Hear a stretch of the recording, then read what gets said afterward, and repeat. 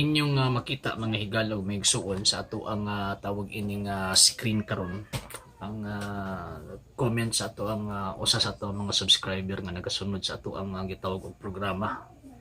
nya pagkahuman ni gamit siya mga pulong nga nagareplika sa ilahang pagtulunan asumala pa niya bugo daw ko tungod kay ang original daw nga rehistro sa Iglesia ni Cristo ni Manalo is Spanish nya nga kung gibasa English translation na gani no.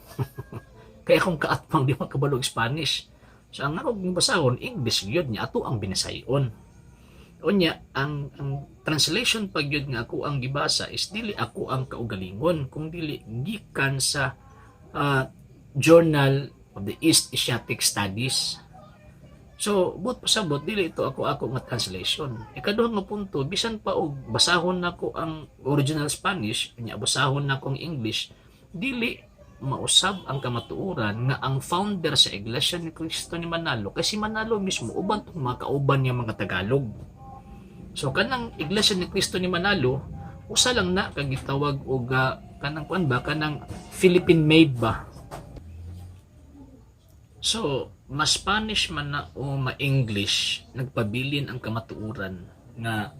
ang Iglesia ni Cristo ni Manalo gitukod lang og Filipino nya gikan ra pod o kanang Philippine made ba made in the Philippines nga klase nga gitawag og relihiyon nya katong higala ingon pa niya basta makita daw mi nagdebate daw siya nya latan daw kun niya sa debate ato lang kung sulayan di lang ta mag-istorya og tawag anang patapos kay katong mga ministro ninyo nga ako ang katubang tong usop pang debate dire sa tawag ining Davao ilabi na diha sa kuan sa tawag ining plaza katong mga nanghagit ninyo nga mga ministro hangtod karon katong mga topics nga among gipadala sa inyong tawag ining division until na wala pa nabalik ambot na tingala ko ikaw na lang unta may tawag anang ni sukol ili makilatan ko kuno mas debate at tanawon so dili man niingon nga tawag ining nanghambog ta kung dili ato alang gisakyan ang usa ka butang nga imuhang tawag anang pamatud-an ba sa panahon nga mag-abot ta tawag anang debate mas maayo mo ng personal unya kung ministro ka mas maayo siguro nga na kay otoridad gikan sa sentral kay kung makidebate unya kanako unya pagkahuman wala kay pagtugot gikan sa sentral ay matiwalag ka kaya ang mga iglesia ni Cristo gitukod ni Manalo ang ilang mga ministro dili na basta-basta makidebate kung wala pagtugot gikan sa sentral.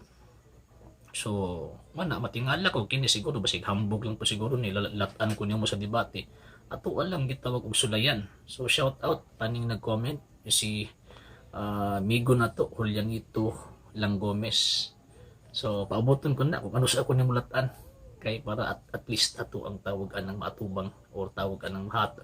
mahatagan nato og igong pagtin-aw ng imuhang pagpanghambog nga latan ko niyo mo sa debate. So paaboton ko na pud niya makita pud diha pud makita kung kinsa pud ang bugo na to. Alang sa mga dugang videos and informations, just click like, subscribe, then click the notification bell for more updates.